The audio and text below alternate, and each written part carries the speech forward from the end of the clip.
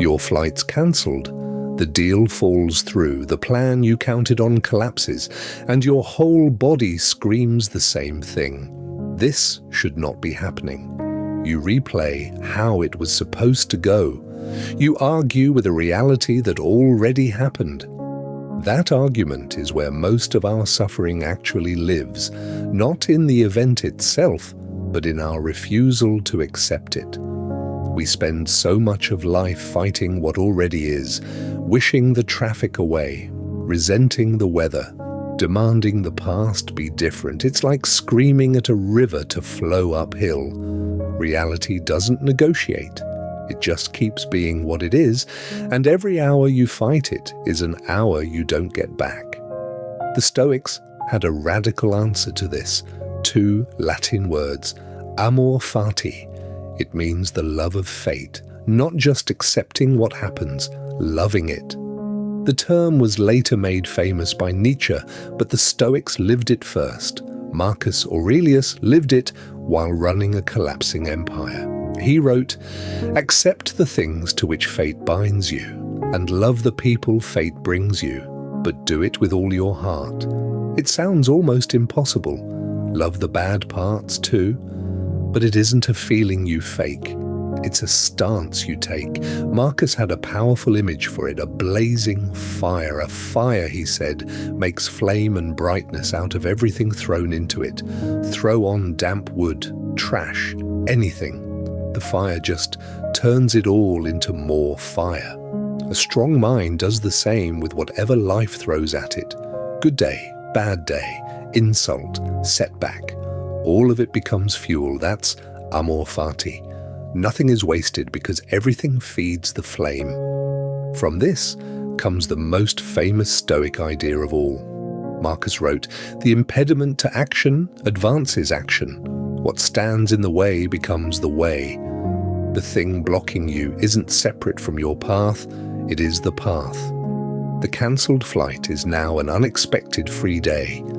The rejection is a redirection. You stop asking, why is this happening to me, and start asking, what can I do with this? Now, this is not pretending everything is fine. Amor Fati isn't a smiley face painted over real pain. The Stoics still preferred good outcomes, they still acted to get them.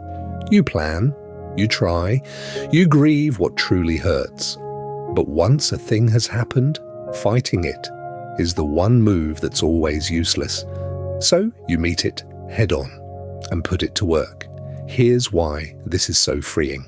What's already happened is, by definition, out of your control. Resisting the unchangeable is the surest way to stay miserable.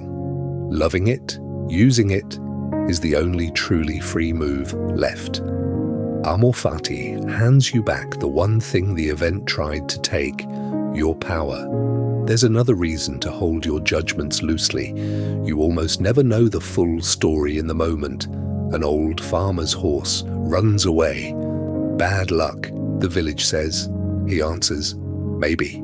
The horse returns with wild horses. Good luck, they say. He only says, maybe. His son breaks his leg taming one. Then war comes and the injured son is spared. Good, bad, the labels keep flipping. The farmer just says, we'll see. What looks like disaster today is often the setup for something you can't yet see. The Stoics went further. They were grateful for hardship. Seneca said, no one knows what they're capable of until they're tested. A wrestler needs a tough opponent to ever become strong. Calm seas never made a skilled sailor. Every hard thing is a rep. Every setback is training you didn't sign up for. Amor Fati turns life's gym into something you can almost be thankful for. At its heart, Amor Fati is one quiet word, said to your whole life. Yes. Yes to the path that brought you exactly here, especially yes to the past, which you cannot edit no matter how long you replay it. The energy you spend wishing it were different is energy stolen from now. Drop the argument with what was, and the present finally opens up.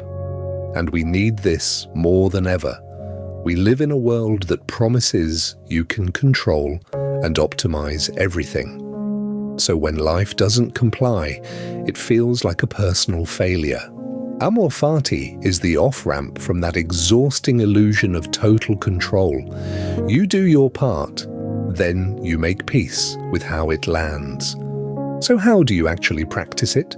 3 moves. 1. Catch this shouldn't be happening and swap it for this is happening. Now what? 2.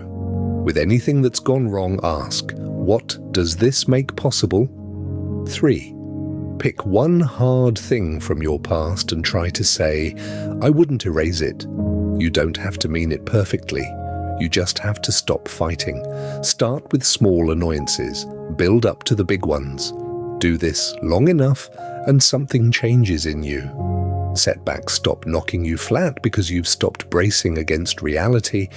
You bend with what comes like a tree in wind instead of snapping. Nothing that happens is purely against you anymore. It's all just material. That is what it means to become genuinely unshakable. If this helped, subscribe. A new piece of Stoic philosophy for real life every week. This week, the next time something goes wrong, try one word, maybe, and watch this next. Memento Mori, how remembering death makes you fully alive. Ancient wisdom, modern edge.